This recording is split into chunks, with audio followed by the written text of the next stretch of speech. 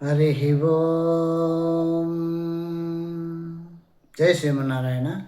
మీ హరగోపాల్. ఇదివరకు వీడియోలో మనం కుజదోష విషయంగా కొన్ని విషయాలు తెలుసుకున్నాం. కుజదోషం ఎలా వస్తుంది, ఎలా రాదు అనే విషయాలు.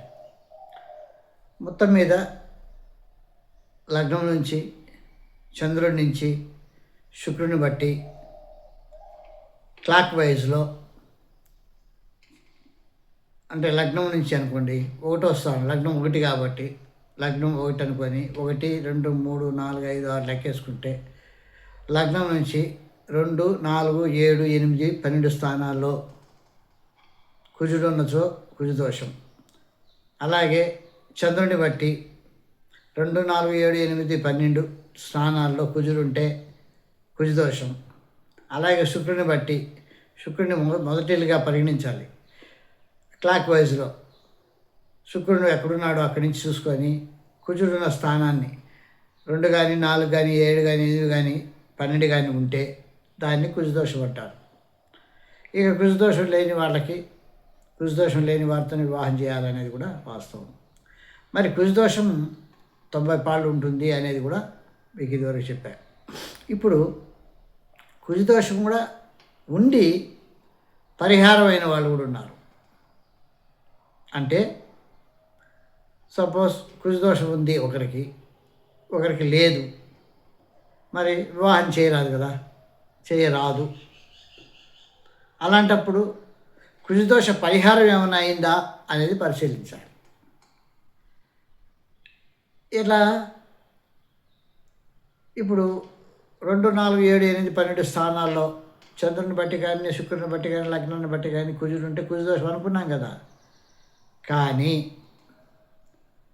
ఈ లగ్నం బట్టి కానీ, చంద్రుని బట్టి కానీ, శుక్రుని బట్టి కానీ 2వ స్థానంగా కుజుడు ఉంటే కుజదోషం కదా. కానీ అవి ఆ కుజుడు కన్య, మిథున రాశులలో ఉంటే కుజదోషం పరిహారమైనట్లు.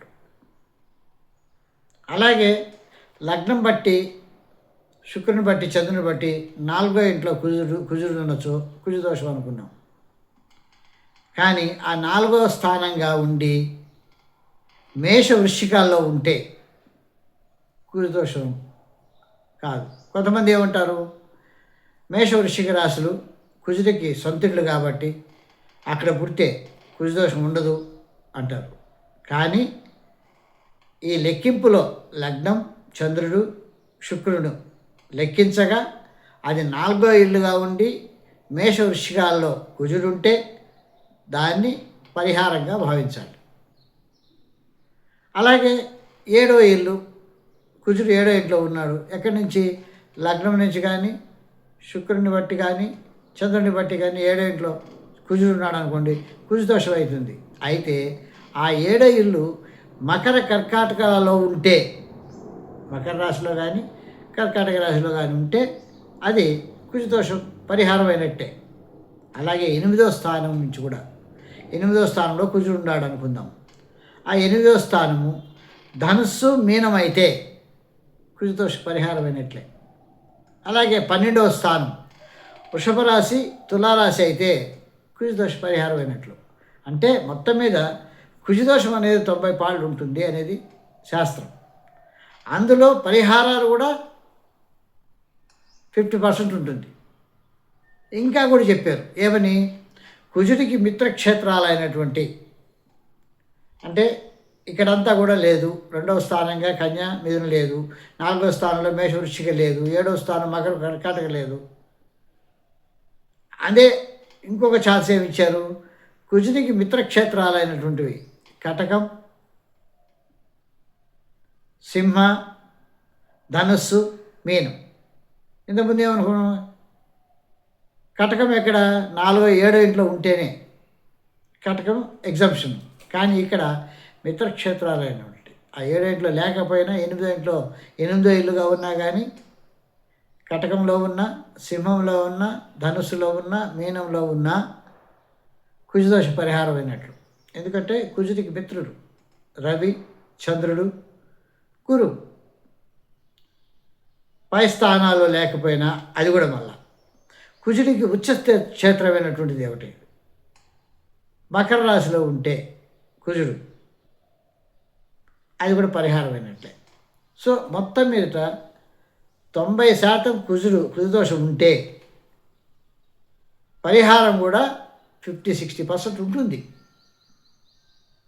ఇక జనరల్గా ఆలోచిస్తే అంటే ఇవన్నీ కుజదోషాలున్నా పరిహారాలైనా కానీ పురుషులకు 2వ స్థానంలో 12వ స్థానంలో ఉంటే కొంచెం ఇబ్బందిగానే ఉంటుంది.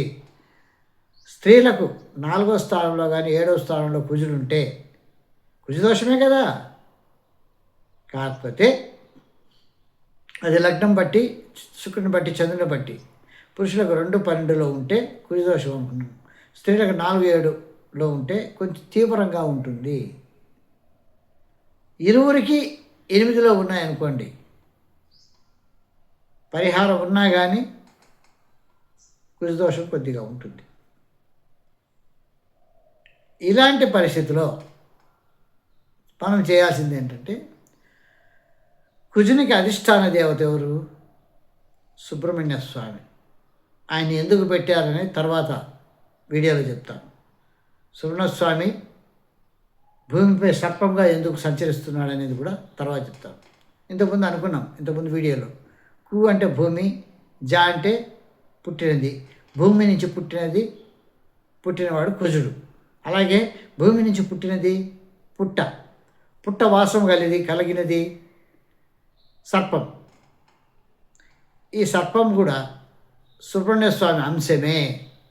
అది ఏ విధంగా అంశంగా సర్పంగా తిరుగుతున్నాడు అనేది తర్వాత వీడియోలో తెలుసుకుందాం.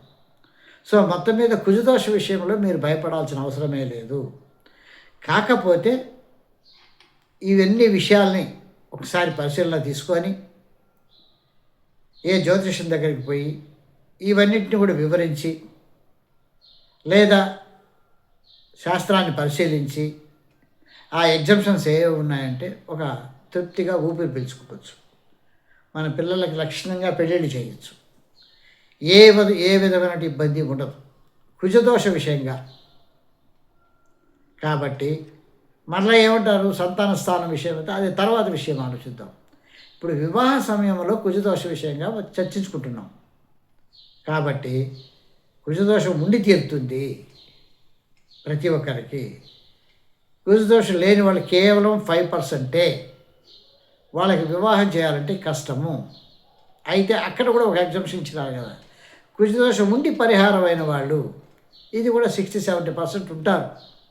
కాబట్టి అటు కుజదోషం ఉన్న వాళ్ళకైనా సరే, అటు లేని వారికైనా సరే, కుజదోషం ఉండి పరిహారమైన వాళ్ళకైనా సరే వివాహాలు చేయడం అనేది చాలా సులభం, దోషం లేదు. కాకపోతే కుజదోషం అని ఎందుకు పెట్టారంటే ఆ కుజుడిని మీరు పరిశీలిస్తారు అని. వివాహ సమయంలో తప్పనిసరిగా కుజుడిని పరిశీలించాలి. పరిశీలించకుండా ఎట్టి పరిస్థితుల్లో వివాహాలు చేయకండి. ఇది నా యొక్క విన్నపం. హరి ఓం. జై శ్రీమన్నారాయణ.